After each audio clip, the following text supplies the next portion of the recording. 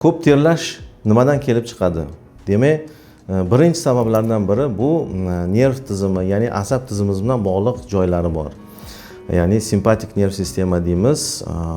Hayajonlanganda, asabi buzilganda yoki bir issiqroq holiga tushib qolganda, qiyinroq bir aytaylik imtihonlar, hayotdagi bir keskin o'zgarishlar bo'lganda, asab tizimida taranglashish paydo bo'lganda terlash yuzaga kelishi mumkin va ko'payishi mumkin. Assalomu alaykum aziz kuzatuvchilar. Meni ismim Bahodir Obidinxonov.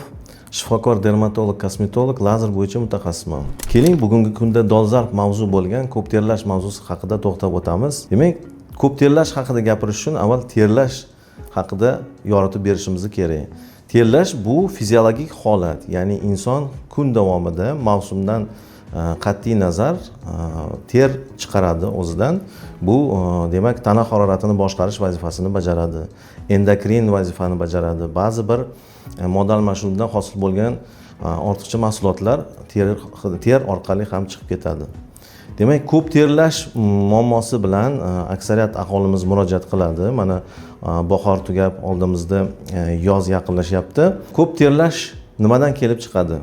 Demak, birinchi sabablardan biri bu nerv tizimi, ya'ni asab tizimimiz bilan bog'liq joylari bor. Ya'ni simpatik nerv sistema deymiz. Hayajonlanganda, asabi buzilganda yoki bir issiqroq holiga tushib qolganda, qiyinroq bir aytaylik imtihonlar, hayotdagi bir keskin o'zgarishlar bo'lganda, asab tizimida taranglashish paydo bo'lganda terlash yuzaga kelishi mumkin va ko'payishi mumkin. Undan tashqari tabiatan, ya'ni shu tug'ma ravishda ba'zi bir nerv tolalarini faoliyati kuchli bo'lgan insonlar bor. Tabiatan shunaqa bo'ladi. Ularda demak kaf terlash, qo'ltiq osti terlash, oyoq tomon terlashi, ba'zi bir insonlarda esa butun badan orqali terlash kuchliroq namoyon bo'ladi.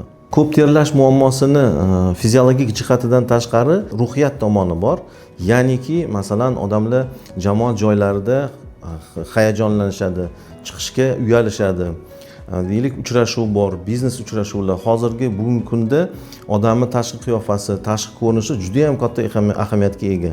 Shu sababdan ba'zi bir yoshlarimiz, murojaat qilgan mijozlarimiz mana uylanish oldi, to'y munosabati bilan uchrashuvlarga chiqishganda o'zini juda ham hayajonlanib, xijolat qilib chiqishadi.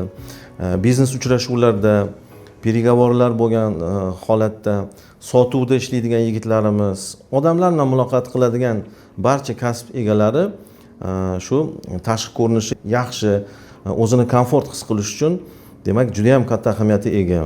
Ko'pgina mijozlarimiz terlash borasida turli xil vositalarni ishlatib ko'rishadi, kimyoviy moddalardan foydalanishadi. Hamma uslublarni qilib bo'lgandan keyin natija olmagandan keyin samarasi bo'lmagach, demak shifokorlarga yoki boshqa xizmat ko'rsatadiganlarga murojaat qilishadi. Bu yerda eng qilinadigan xato deb o'ylayman, bilib bilmay turli xil vositalardan o'zboshimchalik bilan foydalanish bu sog'liqqa ziyon ketkazishi mumkin. Masalan, aytaylik, shu terlashga qarshi ishlatiladigan vositalardan bittasi, uni ismini aytmaymiz, tarkibida alyuminiy gidroxlorid degan narsa bo'ladi. Ya'ni shu alyuminiy moddasi surunkali, muntazam ishlatilganda ziyon keltirishi aniq isbotlangan. Shuning uchun demak tavsiyam, shunaqa muammo bo'lganda albatta shifokor ko'rigiga kelish kerak. Bu birinchisi. Shifokor, dermatolog, kosmetolog qabuliga murojaat qilish kerak va u yerda aynan sizga to'g'ri keladigan, sizning muammongizni yechimi bo'lgan muolaja o'tkaziladi.